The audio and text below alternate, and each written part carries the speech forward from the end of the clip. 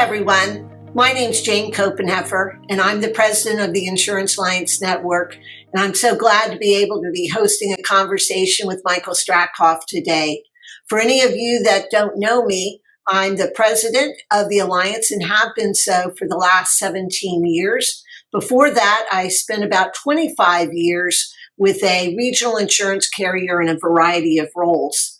Let me tell you just a little bit about Mike before we get started, because I think his breadth of experience will really help add a lot to our discussion today. So Mike joined Live Oak Bank with having had more than 27 years in the insurance industry.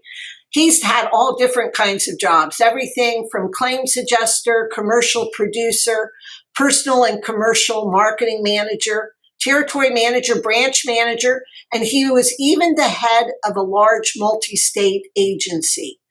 And as a part of that agency, he was a member of the agency acquisition team, and he participated in the review and analysis of a significant number of agency acquisitions. Mike, like myself, has a master in insurance management from Boston University, and he's also a CPCU. And in his role today, he is the head of insurance lending at Live Oak Bank.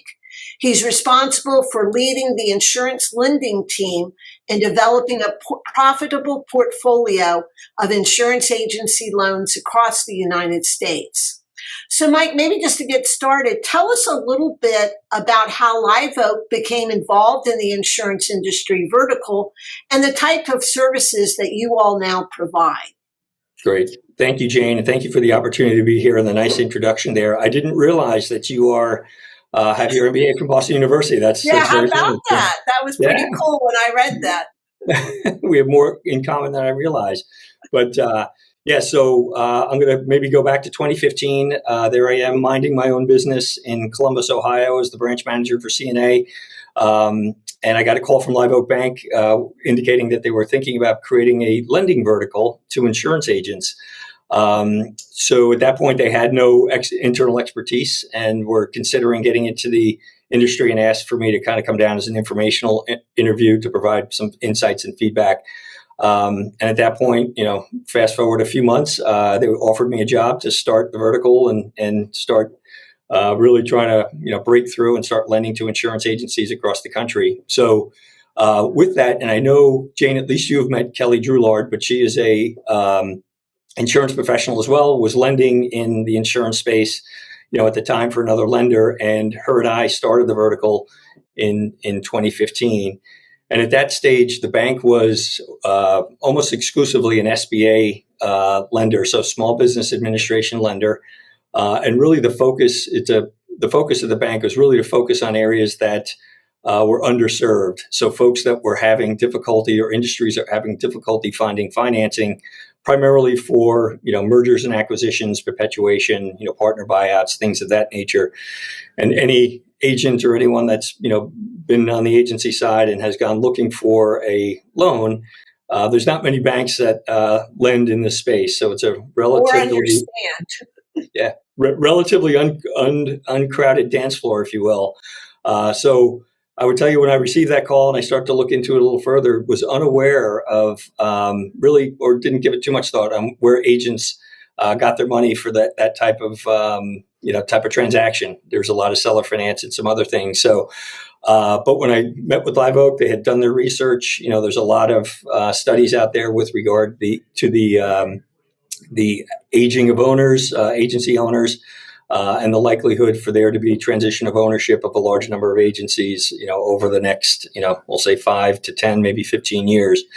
So that blossomed into a group of 5 on the lending team. We lend nationally, and about 80% of what we do is in the M&A space. So it is kind of financing those type of transactions. But the bank has been on a journey since its start. We provide more than just SBA financing from a lending perspective, so non-SBA financing for insurance agencies, but it is also expanding their products on, from a savings and checking and other banking products for commercial entities, including agencies. Well, I know one of the things that really impressed me as I got to know some of the people at Live Oak Bank was how you all stepped in and were a major source to help agencies get their PPE loans as we were going through the COVID. And on behalf of all the agencies, just want to thank you for that key role that you played there. Yeah, thank you, Jane. That was quite the experience, and there was a lot of building the airplane as it was running down the runway as we were trying to figure out PPP and what that meant. But yeah, we were very, very happy with our ability to respond to the need within the insurance industry, particularly the agents and networks that needed help during a pretty trying time. So we're very proud of that. Well, speaking about networks, I first got to know you through the Insurance Networks Alliance, and I sort of wondered, how did this sort of precede your involvement from the PNC industry, now at Live Oak Bank, to get involved with agency networks and then the creation of the Insurance Networks Alliance? Yeah, so I would say my exposure to networks really kind of dated back, obviously, to my prior roles. So particularly as a branch manager and a marketing rep for insurance companies, had worked with and had interactions with a number of networks. Primarily New York, Ohio, eastern part of the country, and really it was just the exposure to ones that we were likely already doing business with, already had an interest in working with.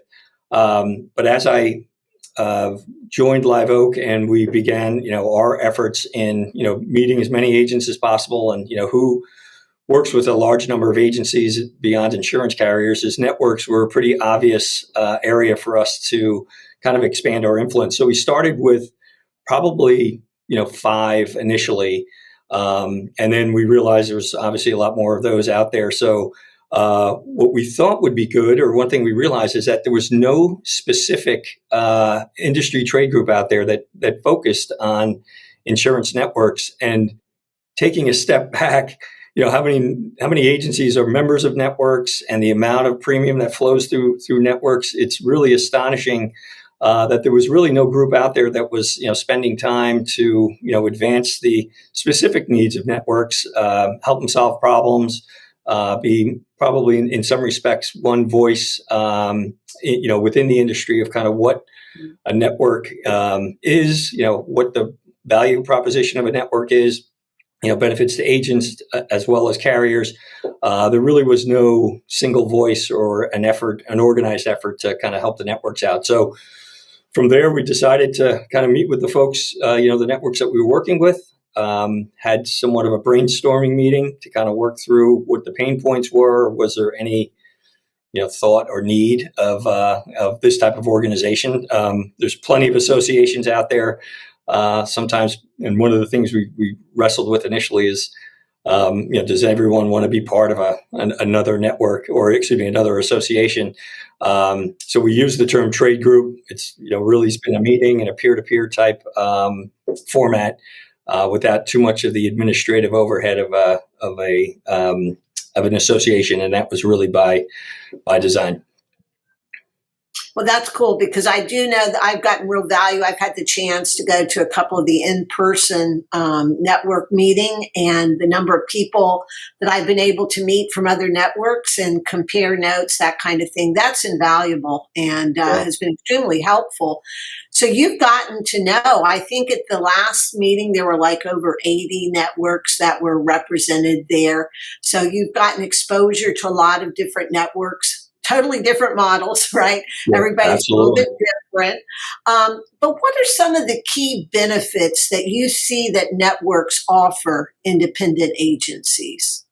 And I think you hit the nail on the head that each one of them is different. And one of the things we wrestled with initially with Insurance Networks Alliance was really defining, what are we talking about here? Because you hear cluster, aggregator, network kind of used interchangeably. And what was the intention of this group, and what were we trying to promote, and who should be part of it, and things like that. So a better definition, and really what we landed on, was professionally managed networks. And what that means is that there's designated staff that are managing, the day-to-day operations and recruitment and things of that nature for a network. as opposed to, maybe I'll use the term cluster, and this might not necessarily be the universally understood definition of that, but, a group of agents that get together, maybe they, rotate who runs what, for the day-to-day at an annual basis. But, the primary goal is aggregation. So really starting with that definition and working with professionally managed networks, it really became apparent that, they're providing services well beyond market access. And I think most people think of networks as being market access, but that's certainly part of it. But there's things that they're providing, like enhanced compensation for their members via some of their carrier relationships, providing training, being a resource for networks to provide sales, marketing, account management, mergers and acquisitions type training, which goes beyond, what some people might be thinking would be an offering. Access to technology, potentially at a discounted price, or at least introducing vendors to membership, where that could help them with a lot of the sales and marketing and, other aspects of the day-to-day business. Access to financing, and other resources. I'm amazed that the creativity of networks have gotten with regard to what are they trying to accomplish with their members, what are their members' needs, and then really listening to those and kind of putting together a platform that makes sense for each of their members, if you will. One thing too, before I pass on from there or pass from that topic, one of the greatest things I think I've seen from what networks are providing is the peer-to-peer networking and the ability to sit with like-minded, very similar in many respects profile of agencies, and really kind of work together to solve problems. It creates this camaraderie and a sense of membership and belonging that goes well beyond even those offerings that I had mentioned earlier. That it's tough to put a price tag on or a tangible benefit description on it other than peer-to-peer networking. But that really has been a very, very interesting part of it. And I would imagine, Jane, you've seen this with your members. So what benefits do you see your members getting from their relationship with you and the network? Yeah, so it's sort of interesting. We're a small network in terms of members. We only have 10, and we're in a very focused geography. But I think the last thing that you said about that peer-to-peer networking, it's interesting to me when we've asked our members what's most valuable, that's what they say the most, that we have a monthly executive council meeting where people come and they get to share with each other. And because of being so closely located geographically, the issues that they are facing are very similar. Those with more experience are able to share with those that maybe have not encountered some of the problems before. And some of those that are perhaps newer to management can share some innovative ideas that maybe some others may not have thought of. But like you said, the breadth of carriers is probably one of the key benefits that we provide. The Alliance is about 85% commercial lines. And so the need for a breadth of carriers is just so important if you're going to be that heavily commercially oriented. And so bring some specialty carriers that maybe any one agency could not have been contracted with, but as a group, we can have an excellent relationship. And then I like to think that we bring our resources to as a group. We have 4 employees, and we're able to bring insights and perspective. We're able to negotiate with the carriers, help with planning. Chuck Joyner is our VP of claims and has a great relationship with the branch and national claims people if there's a claims issue. The best practices discussions, we have some formal ones of those. And then finally, it's sort of hard to put it into words, but I think our members like the sense that they have a seat at the table with the carriers, that they feel like the Alliance is known and respected, and that as being part of that, they are part of an organization that is has the visibility of management within these carriers and so forth, and the ability to grow through that. So, and talking about carriers, what I've seen over the last 17 years that I've been part of the Insurance Alliance Network is that, carriers have a wide range of opinions about the value of networks, and even many years ago, whether they even wanted to work with networks. I found it really interesting. You were the co-author of an article in the May 2021 Rough Notes magazine, and the title of that article was "The Truth About Insurance Agency Networks," and a look at characteristics and value of the groups and some of the misconceptions about them. So, with what you've seen, what are some of the misconceptions that you think that carriers might have about networks? And what do you think are some of the positive contributions that a network can make to a carrier? It's a interesting point, and I think we've touched on it a couple times already. But I think there's a perception that all networks are the same, and I think that's very, very different, network to network. Everything from the contract, the profile of the members. You'd mentioned I believe it was 85% commercial. I could easily find a network out there that's 90% personal, and that's their focus, and that's what they do. So I think the perception is really understanding your partners, your network partners, to really who they are and the composition of the membership. And I think also the article, of those that read it, we spent a decent amount of time talking about professionally managed versus not. And I think that's a distinction that's important, because the professionally managed organization is very different. And we'll touch on some of those as I talk about the misperceptions or misconceptions.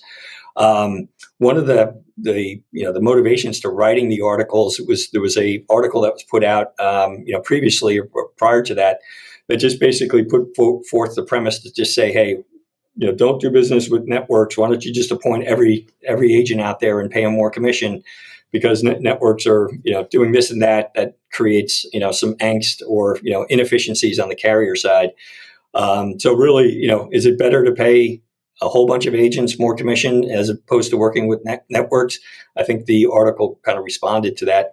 And one of the points or misconceptions is that there's no qualifying process, that networks will take anyone. If you're interested in joining, find it, call them, and you'll be a member in a jiffy. You had mentioned you have 10 members in your group, and I'm sure that's by design and by strategy.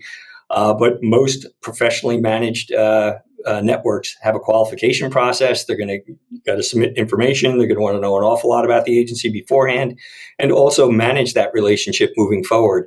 So that no qualification, just 1-800 join a network. That approach just doesn't work. And then another one is that the main reason for networks is just basically to leverage carriers and get as much compensation as possible, and regardless of performance. And while that may have been a situation, and I think I owe the crowd an admission here as a former carrier guy and somebody that managed distribution for a while. My thought on networks has really changed over the years. I would have been less inclined to appoint a network, maybe 10, 15 years ago in a prior role, than how my perception now is, or the benefits that they bring.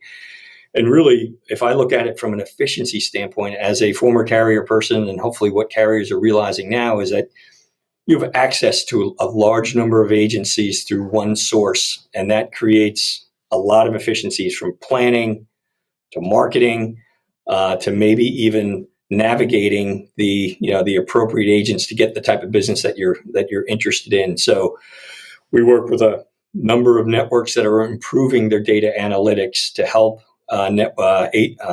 insurance carriers better navigate the group, so they spend time with the people that have the business that they're looking for. So I think that the data analytics piece has been exciting for me to see, and I kind of put it through the lens of prior roles to make sure that would that be something that I would have been interested at the time, because I'm sure it can be frustrating.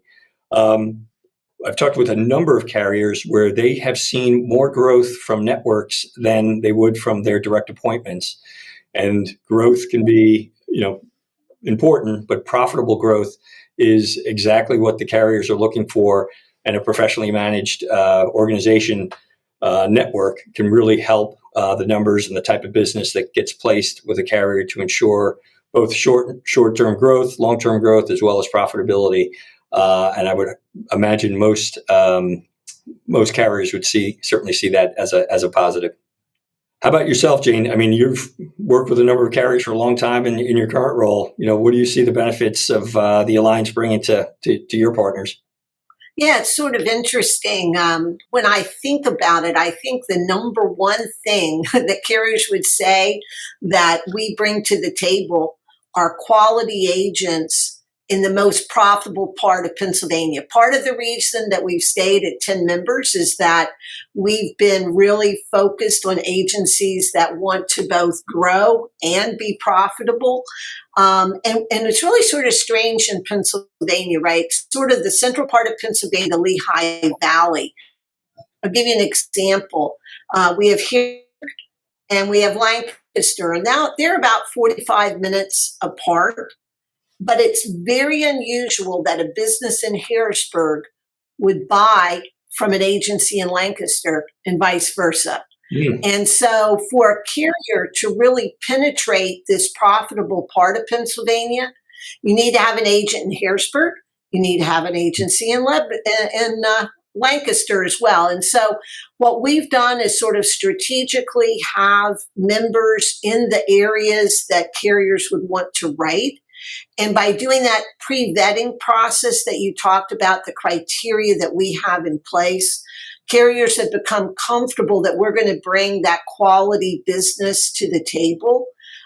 We've also not tried to expand beyond ourselves. So we've stayed and acted more like a regional agency, which I think makes our planning more efficient. And I think one of the things that we do offer is in the area of goals. So when we meet with carriers and we commit to goals, we're reviewing those every month at an executive council level. And while one agent might have thought that they were going to do great with a carrier that year and they don't, if they were by themselves, then that carrier is not going to make up that volume. But when you're doing it as part of a network, if somebody's struggling, then somebody else can hopefully help pick up the loads. And we take our commitments to our carriers very seriously so that hopefully carriers have a much better chance of hitting the commitments and plans that they have. The other thing that I think that we've brought to the table is the ability to do joint initiatives. People that are running agencies are extremely busy, right? And a lot of what they're doing is very operational, very transactional.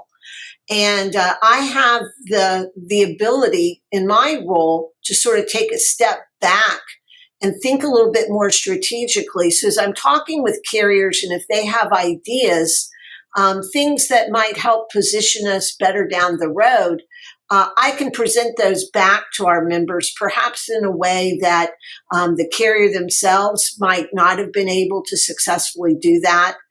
I think being able to have that sort of bridge if there's issues with carriers, that can be really important too, because at the alliance level, we're taking the longer term view of things. And so any particular issue that might be really challenging for a member and might really sour them on the carrier overall, we can provide some perspective and hopefully get that agency back in a good position with that carrier over time. So, Yeah. It's really a collaborative effort, between the network, the carrier, and the agent to set up that win-win. I think gone are the days, or if they ever were, but that misconception is that the network's holding the cards to make a play on an agency that's insurance carrier that's unfair or not a win-win. Most of the successful networks that we're working with are really looking to collaborate and make this something that everyone walks away happy. And you made a comment earlier with maybe one agent's not meeting an expectation for the year, but an agent, it's almost like a mutual fund. You have a diversified portfolio. yeah. And, some do well, some don't.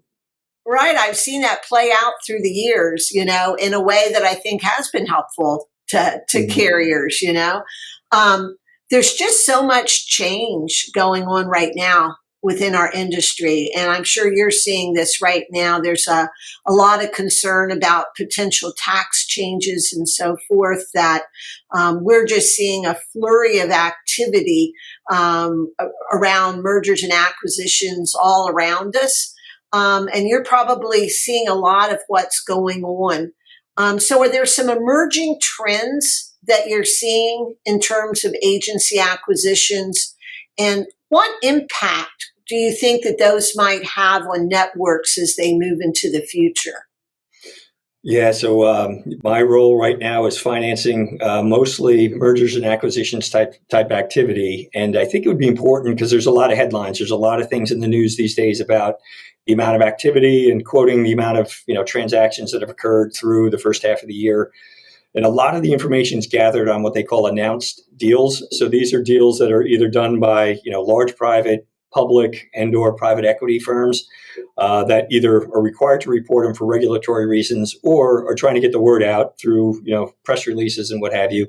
That they're in the acquiring space, and there's a number of firms out there that track that information. So kind of using that as a proxy, because there's this whole other world we'll call unannounced deals, that there's no central repository to collect this information, and it might be two private agencies in any town USA that buy or sell each other. That information isn't captured anywhere. But looking at it strictly from the announced deals perspective, in the last 5 years, it's been a record year over the preceding year. 2020, we've had a lot of questions about, what would COVID-19 do to the M&A activity? And really, 2020 was probably the best year ever for announced deals. And 2021 is already on a record pace over 2020. So the expectation is yet again another record year for announced deals.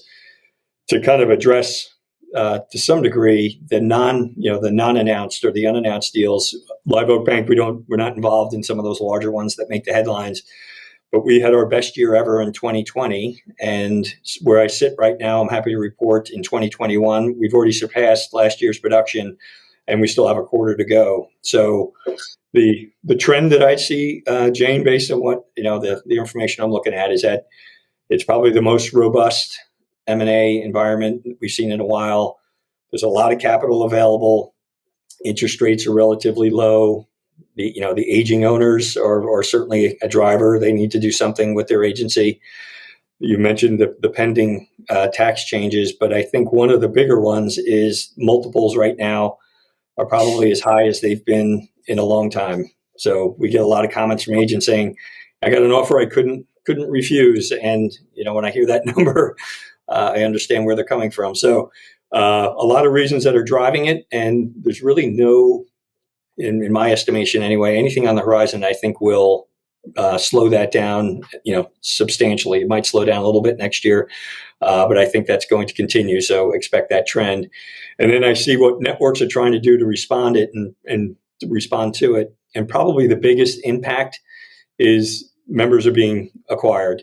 So you could, just sit there and watch, a few members go a month. And, we've talked to some networks where they estimate anywhere 10 to 15 members a year will be acquired. And that can be meaningful depending on that starting number.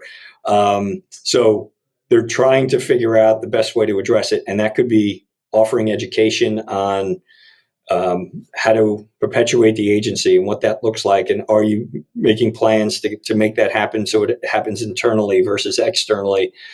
Maybe additional education on mergers and acquisitions so partners can, buy each other and the network can maintain, volumes and things of that nature and the camaraderie that it had with the staff and others. I see a lot of networks are just rolling up their sleeves and recruiting harder, replacing members that are getting acquired through this process. So it's a very, very interesting marketplace. And I think networks are trying to address it. I don't think there's one silver bullet, but it's probably a combination, of a number of things. And as I look at private equity, I did mention how active they are. They're probably the single most active acquirer that as a group that I see out there, and it's only increasing. And I believe the Alliance is one of the first networks to be purchased by a private equity backed firm. What was the thought process behind that, and how has that brought benefits to your organization?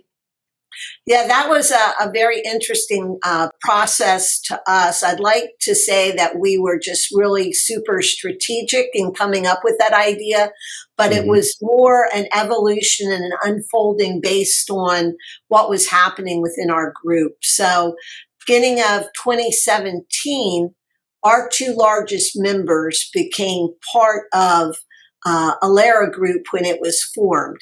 And so at the beginning, Alera Group was formed with 24 agencies coming together, and 21 of them were employee benefits. So out of the 3 agencies that were the beginning of Alera, 2 of them were part of our group. And so in the beginning, they wanted to stay part of the Alliance, and we were happy to have that. But we began thinking then, sort of long term, Alera Group is going to build out a PNC platform. That was pretty obvious. We had a couple of options available to us. We could recruit harder. We could expand geographically. We could lower some of our premium size characteristics. And we sort of floated the idea, we could offer to become part of the base of Alera's PNC platform. And so we sort of went down that road and had that conversation with them. And so in July of 2018, the Alliance's headquarters organization was sold in a majority to Alera Group. And what that allowed us to have was, first of all, I think, stability. With only having 10 members, we were vulnerable that if those 2 and then a couple more left, that we would not be able to provide for the remaining members the services, the carriers, and the impact that they would want to have. So by becoming part of Alera, that sort of provides the stability to the group. Our non-owned Alera members, so those that are still independent, can stay independent. They can perpetuate to family members. They can sell to employees. But Alera does have a right of first refusal if they would decide to sell to a third party. So we think that we've provided for the continuance of our independent members to stay independent, which was something that was very important to me as we went down the road. But beyond that, we've gotten exposure to national issues that are going on. We have deeper relationships with carriers as we look at now, 10 times the volume with carriers that the Alliance itself might have had. I've had the opportunity to take on the role within Alera of being responsible for the national PNC carrier contracts and relationships, in addition to running the Insurance Alliance Network. So that's given me a whole new perspective, and I think a deeper understanding about what's going on within carriers. So I think overall, it's been a great experience for us. And I think it's put us in the position to grow for the future, which is, ultimately very important to us. I've really enjoyed having the chance for us to catch up and talk about some of these things. We're very appreciative that you and Live Oak saw that the PNC industry, especially the agency side, was underserved in terms of financing. We appreciate the services that you and your team provide and the support that you give to our industry. So our plans are, I'm going to share your contact information with everyone. And Mike, I look forward to working together with you on initiatives in the future. Thanks for joining us today. Thank you, Jane. Really appreciate the opportunity. And as always, great to catch up. So thank you. Great.